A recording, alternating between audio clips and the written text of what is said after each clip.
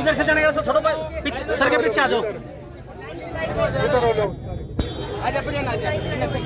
रास्ता जाम नहीं करना भाई, इधर जाओ। रास्ता जाम नहीं करना।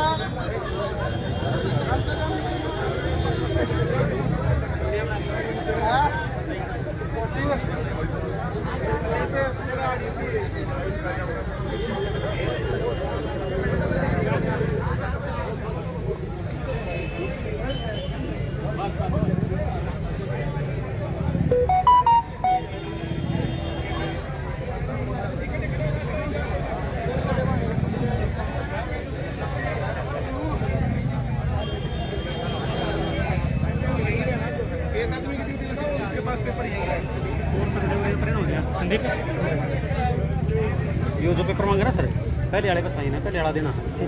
ठीक है, बाकी करो तो मत दिए ना, पसीना मत करिए, कदे सारे साइन वाइन वो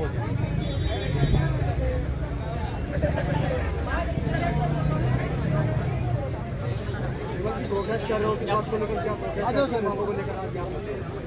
देखिए, हरियाणा पुलिस का पेपर हुआ था 7 अगस्त को, अभी 3 साल के बाद पेपर हुआ था। 2019 में वैकेंसी आई थी, पूरा 19 गया, 20 गया, 21 आने वाला है। और जैसे ही पेपर हुआ तो पेपर लीक हो गया, और पेपर इतने बड़े पैमाने पर लीक था कि बस पूछिए मत। इससे पहले फरवरी में ग्राम सचिव का पेपर हुआ था, ग्राम सचिव का पेपर भी लीक था, कैंसिल कर दिया गया। 3 साल बाद पेपर होता है, फिर से लीक होता है, कैंसिल कर दिया जाता है। आगे कब होगा कोई डेट नहीं पता है। युवाओं के भविष्य के साथ डायरेक्टली खिलवाड़ हो रहा है। पिछले 2 साल में कोरोना के नाम पर, और कभी महामारी के नाम पर, और कभी कुछ, जो है बच्चों का भविष्य बेहद खराब हो रहा है। कोई मौका इनको नहीं मिला है कि इनको कोई रोजगार का अवसर दिया जाए। इसी कारण से हरियाणा प्रदेश पूरा बेरोजगारी में नंबर 1 पहुंच गया है। इन मांगों को लेकर आज यहाँ पहुंचे। आज हम चाहते हैं कि जो ये पेपर लीक हुए हैं, तो पेपर लीक होने में तीन जो है जिम्मेदार आदमी है इसमें। पहले नंबर पर जिसने लीक किया, जो कि सरकारी अधिकारी था या सरकार द्वारा किसी एजेंसी का अधिकारी था जिसने पेपर लीक किया। नंबर 2 वो एजेंट जिसने पेपर लीक करवाया। और नंबर 3 जिन्होंने पेपर लीक करवाने के बाद बच्चों ने पेपर पास करने के लिए पेपर खरीदा। मैं चाहता हूँ कि तीनों के तीनों लोगों को यहाँ पर सामने दिखाया जाए कि ये भ्रष्ट आदमी है, ये समाज के, देश के गद्दार आदमी है। इन लोगों को जो है ध्यान रखना चाहिए, इनसे बच के रहना चाहिए। जिन लोगों ने पैसे दिए पेपर में पास होने के लिए, जो एजेंट था, पेपर जो है लीक करवा के उनको दिया, और जिसने लीक किया, अगर ये तीनों के तीनों अधिकारियों के ऊपर सख्त कार्रवाई की जाएगी, राजद्रोह का मुकदमा दर्ज होगा, देशद्रोह का मुकदमा दर्ज होगा, तब जो है इस प्रकार के जो है ये घटनाएं रुकेंगी, वरना रुकेंगी नहीं। ये घटनाएं होती हैं, पेपर लीक होते हैं, थोड़े दिनों बाद जमानत पर जो है छूट करके घूमते हुए नजर आते हैं। जो पैसे कमा रखे उसमें से कुछ हिस्सा दे करके और फिर मामले को दबा दिया जाता है। मैं चाहता हूं कि जो फरवरी में मामला हुआ था, फरवरी के बाद अगस्त 6 महीने बीत गए हैं, तो 6 महीने में क्या क्या कार्रवाई हुई है बात बताया जाए। स्टेट का पेपर था, स्टेट का पेपर कई बार लीक हुआ है। सोनीपत में ही जो उसका जो है तार जुड़े हुए मिले थे, उन लोगों को क्या हुआ, कितने लोगों को सजा मिली, क्या हुआ क्या नहीं हुआ, इस प्रकार के सारे मामले जो है पेपर लीक होते रहते हैं, दबा दिए जाते हैं। अब की बार हम इस मामले की तह तक जाना चाहते हैं, चाहे हमें ये जो है जितनी बार भी आना पड़ेगा, जितनी बार भी प्रार्थना पत्र देने पड़ेंगे, ज्ञापन देने पड़ेंगे, धरना देना पड़ेगा, जुलूस करना पड़ेगा, ये जो भी होगा हम करेंगे।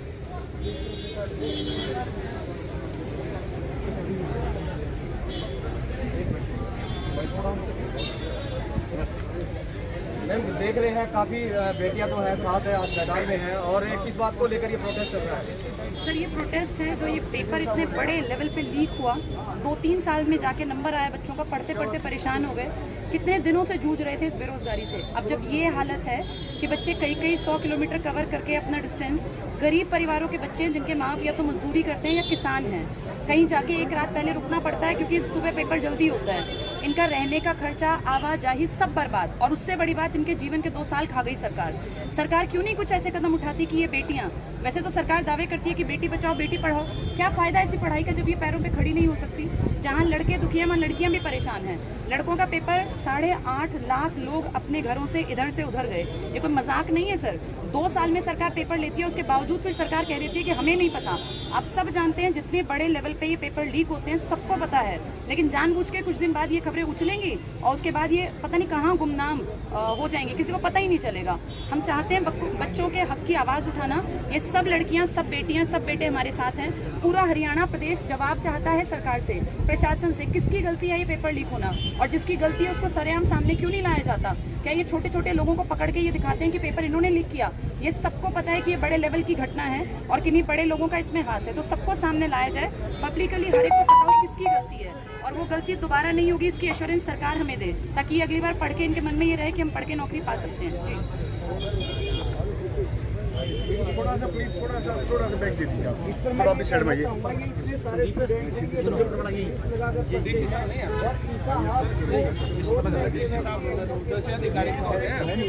इससे बड़ा मीटिंग चल रही है, सब मीटिंग में बैठे हो। नमस्कार। पढ़ने वाले स्टूडेंट के लिए एक मिनट सर, एक मिनट गलत तरीका है, बाद में आपको कर लेना सर।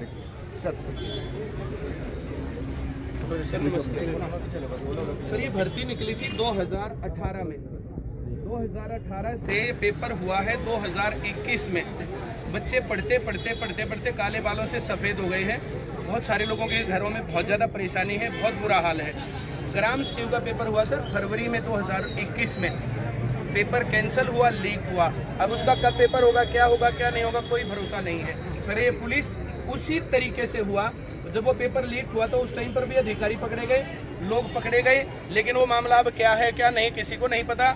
वैसे ही दोबारा फिर हो गया। अब एसआई का पेपर फिर है सर 1 महीने बाद, उसके अंदर जो कह रहे हैं 35 लाख रुपए का रेट चल रहा है और ये हो रहा है वो हो रहा है। और अभी महिला कांस्टेबल का भी पेपर 28 तारीख को, अब उसके बारे में क्या कहें सर, ये बुरा हाल हो गया सर।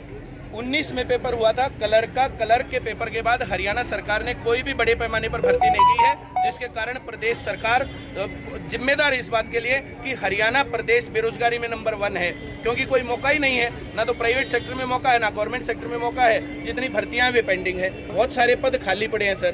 तो हमारी मांगे हैं सर कुछ।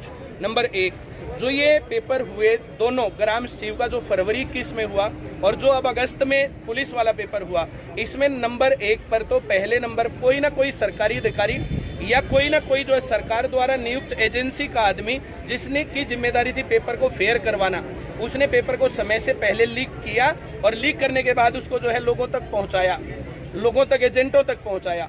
दूसरे नंबर पर वे एजेंट जिन्होंने उनसे संपर्क साधा, खरीदा पेपर, 1 करोड़ रुपए का सुन रहे हैं, आज न्यूज़पेपर में आया हुआ था कि 1 करोड़ रुपए में पेपर खरीदा। सर कैसे, जो इतने बड़े बड़े बंडल मिले नोटों के और जो फोटो आ रहे हैं अखबार में लगातार, और वो हमारे पास भी फोटो है, चाहोगे तो हम दिखा देंगे आपको, बहुत बुरा हाल है। और तीसरे नंबर पर वे लोग जिन्होंने वो 15-15 लाख रुपए में या 10-10 में या 6-6 में या 12-12 में, अलग अलग न्यूज़पेपर में आ रहा है, तीनों के तीनों लोगों के ऊपर कार्रवाई होनी चाहिए। देशद्रोह के मुकदमे की मांग करते हैं सर।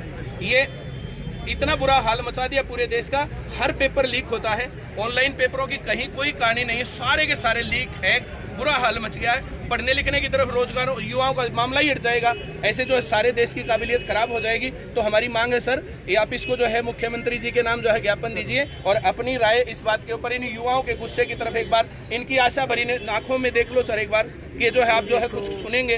आपको पता है पेपर कैसे पास होता है, कितना पढ़ना पड़ता है। मैं तो खुद अभी ज्वाइन करा था 2030 में, तो मेरे को तो पता ही है कितने टाइम बाद पेपर कंडक्ट होता है और हाँ इतना लंबा प्रोसेस है।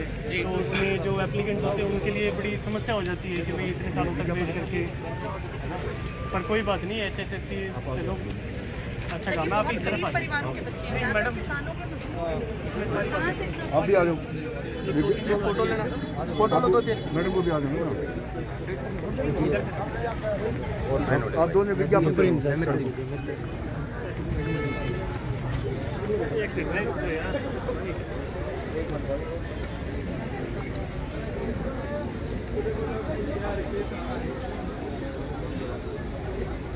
गया आराम।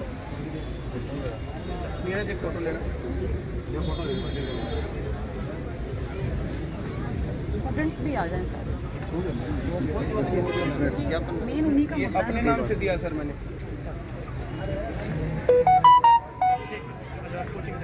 हाँ, मैं कोचिंग सेंटर पूरे हरियाणा में चलता है सर।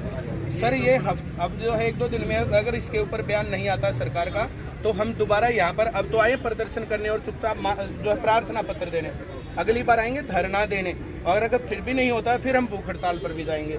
इस मुद्दे को हम सर तह तक ले जाना चाहते हैं, वरना ये मामला ऐसे का ऐसा चलता रहेगा। हाँ, फॉरवर्ड करके सर आप जो हमारी ये जो है ये भावना भी प्लीज। तो पूरी मैं स्टूडेंट रह चुका हूँ जी, वही सर, वही सर, वही सर आपको ज्ञापन दिया गया, किस मामले में क्या ज्ञापन दिया गया है और क्या आश्वासन आपकी तरफ से दिया गया है?